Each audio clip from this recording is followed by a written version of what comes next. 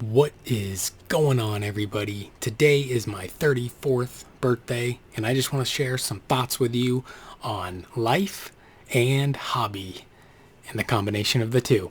Now, I was just doing a little bit of math on my birthday today, and if I live to 100 years old, I have 24,090 days left to live. That is pretty interesting to think about when you actually do the math. And this is if I die exactly on my 100th birthday, and that's pretty unlikely that I live that long. So we're just going to jump in the numbers here for a little bit and then start talking about this in relation to your life and your hobby. The average U.S. male lives only till 79 years old. So that already is 21 years shorter than living to 100. People that are alcoholics, which I used to be, die on average 24 to 28 years earlier than non-alcoholics. That's a huge, huge jump. So hopefully by quitting drinking, I have started to remove that. And then also, let's just talk about sleeping. If I live for 24,090 more days, 8,030 days will be spent sleeping, which actually only leaves me 16,060 days awake. So, and that's if you sleep 8 hours a night. And unfortunately, to increase your chances of living to 100, you probably want to get enough sleep every night. So let's just say we got 16,060 days left to live. How many of those days do I want to spend working at a normal job? 0. How many hours do I want to spend doing something I don't want to do? 0. Now, you might have to, right? Sometimes you got to do things you don't want to do. But I wouldn't put that on a pedestal. I would really start working or thinking on how to monetize your hobby if it's something you love, or monetize what you love, because working doesn't really work for your long-term health if you don't like it. I would believe I read something like 70 or 80% of people hate their jobs. That's a huge percentage, and that's something you have to do the majority of your waking hours every week. And I think this leads into a lot of other problems, because you would be basically spending all your time working, and then when you have time off, you spend that money to justify in your brain why you're even spent all that time working in the first place. That's why you want to buy that stupid nice, watch or whatever, or that fancy house or car. You do think you want it, but in reality, I think you want to reward yourself because of the time you had to put in doing something you hated. So it's like giving yourself a treat, but you're not a dog, you're a human. So if you love painting, I highly, highly suggest trying to get paid to paint. Now, on my other video about making $100 for a single miniature, a lot of people were thinking that, oh, well, the hourly wage wouldn't be that good, right? It's, the amount of hours it's going to take, $100 isn't enough. But let's talk about that for a second. $100 to paint, to me, is way more valuable than if I was making, say, $20 an hour at a job. That'd be 5 hours of my life at a job that I possibly hate for the same $100. Now, I don't know if you're going to actually spend more than 5 hours on the miniature. Like if you really, really take into account how much time you're just kind of sitting there or hanging out. And also, by simply getting paid to paint, for example, you would be working at home, right? That could be time you spent listening to audiobooks or your favorite music, or maybe you have your favorite TV show on. And, another huge, huge thing would be time you could spend with your family. If you were spending those hours painting, for example, this doesn't have to be painting, but I like painting. Those could be hours you get paid and spend time with your family. Whereas if you were, say, like a successful millionaire, but you spent 12 hours a day at the office, is that a worthwhile trade-off for you, not being around your family or maybe what you love, because you get a high paycheck, right? So that's something to be concerned about, I would think. Now, I just want to also... Uh-oh. I just want to jump into this a little bit more. Hopefully this didn't screw up on my video. But my little granny, that's what we called her, lived to 97.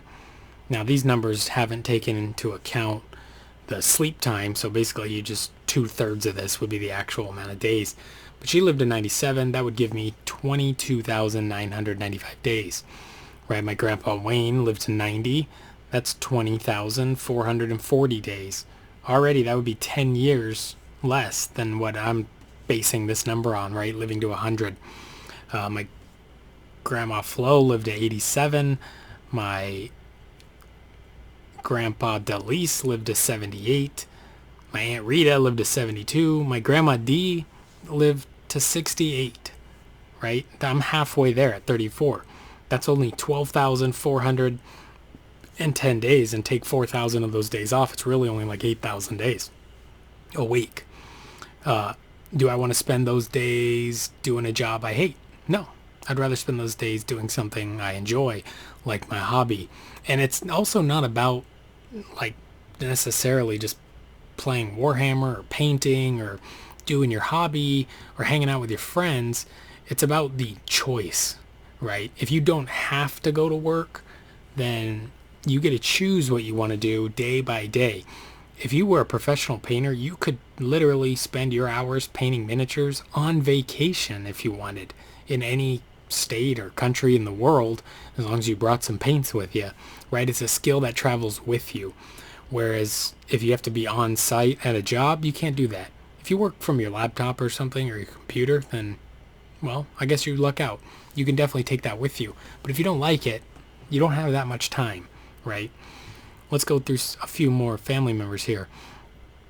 My Uncle Ricky lived to 61. That would be 9,855 days. A third of that would be about 3,000 days. So that's only about 6,000 days. My Grandpa Max, 59. My Grandma Peggy and Aunt Denise, 57. My cousin Frank, 45. He passed away from some kind of heart problem at age 45. That would be 4,015 days until I passed away. That is crazy. And a third of that, remember, would be spent sleeping. So and then just a few more. My Aunt Cindy, 33 when she passed away. And my cousin Steve, 30. Both of them died in accidents. One in a house fire, one in a car thing. But that's just something crazy. I'm already 4 years older than my cousin Steve even lived, right? So how much time is it worth it for me to spend doing something I don't enjoy? And I would think the people in my family that have passed away, they probably, if they had a choice moments before they did pass away, they probably would have not worked that overtime or not went into work that day they didn't feel like it. You know, I think if you think about it in these terms, you might want to try and figure it out on how to change your, say, life, for example. Another thing about monetizing your hobby is if you do it while you're working still, this means you can invest that money, right? You could buy stocks, you could maybe save up and buy a rental property, or, you know, invest it in an asset, not a stupid car that you lose all your money on, or buying a big house for yourself that just is a big bill for yourself. If you invested it in the stock market, for say, the stock market, you could invest in like the Vanguard Total Index or S&P 500, which in 10 years, about 7 to 10 years, usually doubles or more. So that $100 for that single miniature in 10 years could be worth $200 or $300. Now, that's pretty crazy. You wouldn't turn down $300 for that single Space Marine librarian, would you? I don't think you would.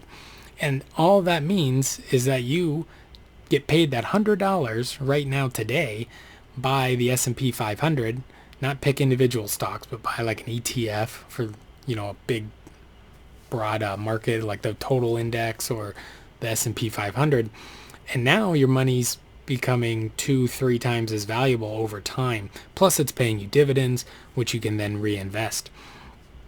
This is something I think about a lot. I've been waiting to talk about this for my birthday just so I could share some of the numbers with you, and hopefully you find this interesting. This probably belongs on some kind of follow your passion channel or investment channel, I guess.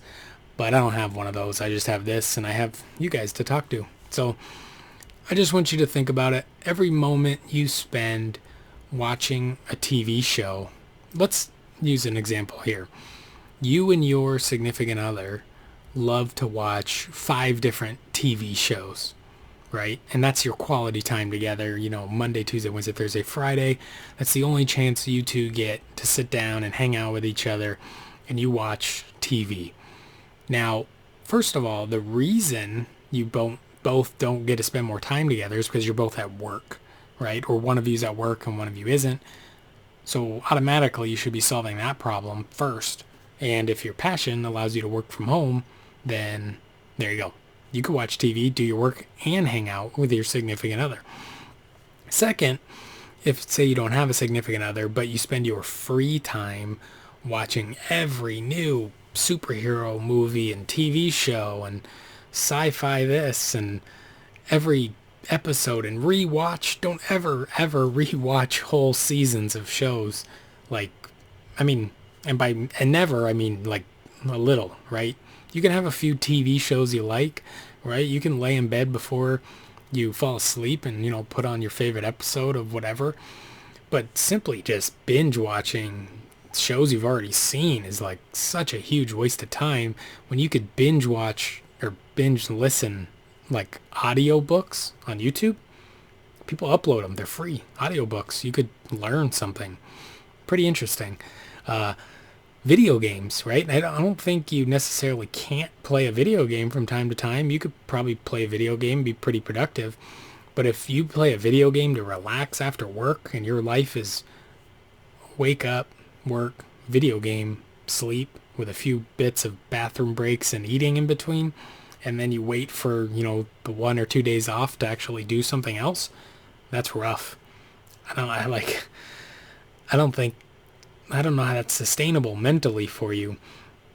A lot of these things too, I think about because when I quit drinking, I feel like I'm just, I don't know, my brain's clearer maybe or something. I quit like 2.5 years ago, and I highly suggest, if you have not tried quitting alcohol, I highly suggest it. Now, if you're young and you haven't really had a little bit of a party phase, maybe go do that for a couple of years, but be safe, don't drive, and then quit. So something to think about there. It's definitely improved my life vastly. So much more money, so much more time. I haven't lost a single day to a hangover. I don't really think I've lost a day to even being sick. Especially in the last 150 days, I went on a plant-based diet, and that has been just super phenomenal. I lost 21 pounds in 150 days. 21 pounds in 150 days for just not eating pizza anymore. It's crazy. It's been amazing. I really am very happy with my choices, and I quit smoking like 2 years ago. And obviously these are all great things for longevity. And if I want to be around painting for a long time, for example, or doing whatever, right? Maybe in 10 years I don't want to paint no more. I doubt it, but I've always liked painting. But if I work on basically getting out of the 9 to 5 now, then in those 10 years from now I can do whatever the heck I want. And guess what? If I miss out on 5-10 of the best video games of 2019 or the best movies of 2022, I highly think or would predict that there's going to be some good movies in 2025 or some good video games in 2028, right? Probably better than the ones now, right? So sacrificing a little for a lot seems like it's worth it to me. Let me know in the comments below. This is a bit of a ramble. Hopefully you had some enjoyment out of this. This is a little different than I've done in a while. Some good old-fashioned ranting and raving. Please leave a comment, like, subscribe, all that good stuff. I got my very first patron on Patreon, so that's awesome. Thank you, Casey, so much. I feel validated for sure. And my dogs are awake, so I'll talk to you later.